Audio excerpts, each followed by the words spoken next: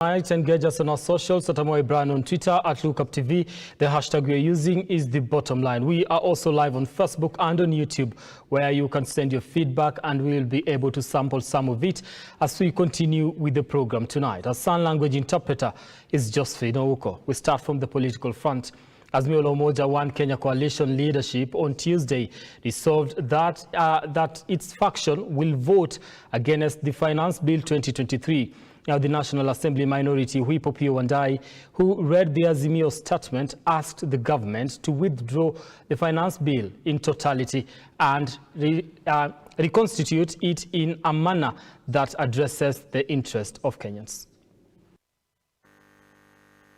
As different stakeholders in the country continues to reject the 2023 financial bill, the Azimio coalition has added weight into the matter, opposing the controversial bill. We reject this backward march. We reject the finance bill in total. We reject excess taxation to finance wasteful expenditure. While addressing the press in Nairobi after the Azimio's parliamentary group meeting, the Azimio bipartisan committee suspended the talks, mounting pressure on the government to withdraw the 2023 bill before they can proceed with the talks. On the finance bill, our members have come to the conclusion that it has only bad news, worst news, and the worst news.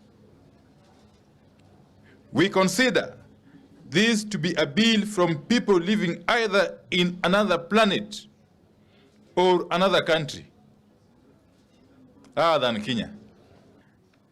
Until all these are agreed upon, the joint bipartisan talks remain suspended. Kenya Kwanza has up to midnight today to comply. The committee accused the Kenya Kwanza government of imposing tax burden to Kenyans who are already suffering due to the high cost of living. That this finance bill takes us back to the 1980s. It takes us back to the era of cost sharing in public institutions. It takes us back to the era of structural adjustment programs. It takes us back to the 1980s because the people who were in charge back then are in charge today. It is our position that in the long history of budget making in this country, never has a regime tasked our people to sacrifice so much by way of taxes for so little by way of gains. The Azimio coalition has vowed to oppose the bill, as well as the affordable housing construction levy. The coalition also wants all its earlier demands to be addressed for the talks to take place. It is our resolution that other than merely committing not to interfere in the affairs of other parties, Kenya Kwanza must agree that all Jubilee MPs, and indeed any other MPs, who have defected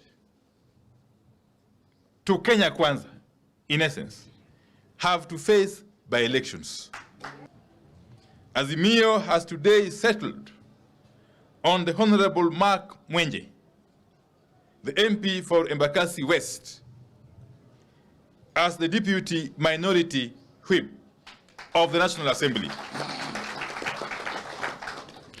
Honorable Mwenje will be taking up the position that was left vacant upon the removal of the Honorable Sabina Chege.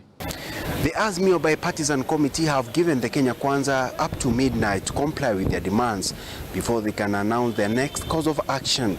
Reporting for Lookup TV from Jaramogi Oginga Odinga Foundation in Nairobi, my name is Shadrach Kareria.